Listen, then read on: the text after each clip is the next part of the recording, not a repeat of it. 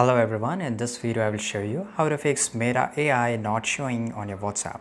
So if I just go and open my WhatsApp here, if you don't find this option of Meta AI, the first reason that could be that basically you have to just go to your Play Store and App Store and make sure you update your WhatsApp. So just go here, search for WhatsApp, and in the place of open, if you find this option of update, then update your WhatsApp right now. Then the next thing, that join the beta version. So if there is any place open for beta version, then join it here. Right now it's full.